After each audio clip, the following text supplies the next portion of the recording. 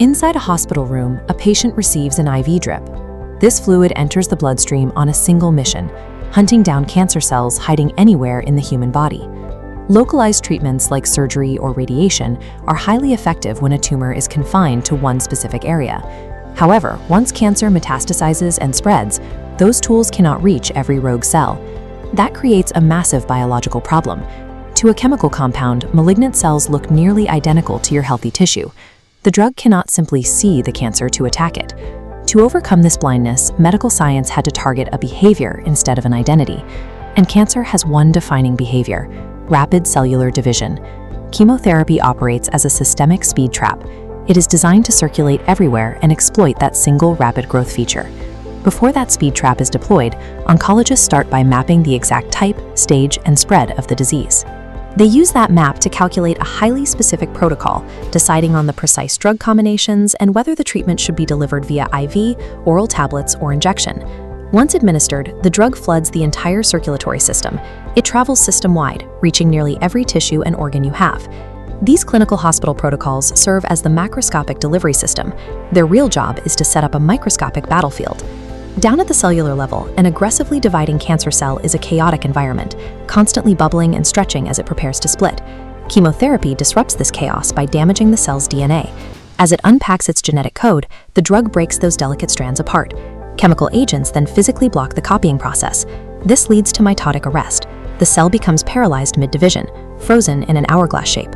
With its structure failing and unable to divide, internal chemical alarms inside the cancer cell are triggered. Because the cell cannot resolve the massive biological errors caused by the drug, it initiates apoptosis, a process of programmed cell death. When apoptosis occurs millions of times over, the physical tumor mass begins to shrink.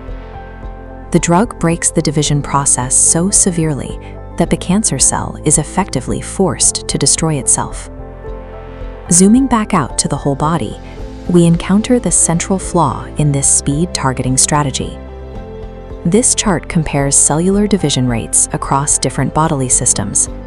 Cancer cells divide rapidly, but so do healthy systems like your hair follicles, your digestive lining, and your bone marrow. Because the drug targets speed, it attacks these healthy, fast-dividing biological systems with the same aggression it applies to malignant tumors. This collision course leads to the severe side effects of treatment, including sudden nausea, rapid hair loss, and a compromised immune system. These side effects represent the physical, visible proof that the drug's rapid cell targeting is working system-wide. If the treatment is so toxic to healthy biological systems, how do patients survive the process? The answer lies in the treatment cycle. Oncologists administer the drug to hit the cancer at its most vulnerable stages, and then they deliberately stop. Take a look at this graph tracking recovery over time. During the pause in treatment, a biological race begins. The top line shows healthy cells, which function properly and rebuild quickly back to baseline. The bottom line tracks cancer cells.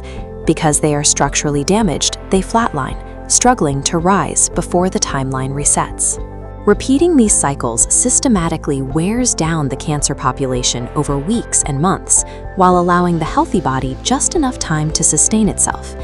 Chemotherapy is a deeply calculated biological strategy. It travels through every corner of the body, turning cancer's greatest strength, its rapid growth, into its fatal weakness.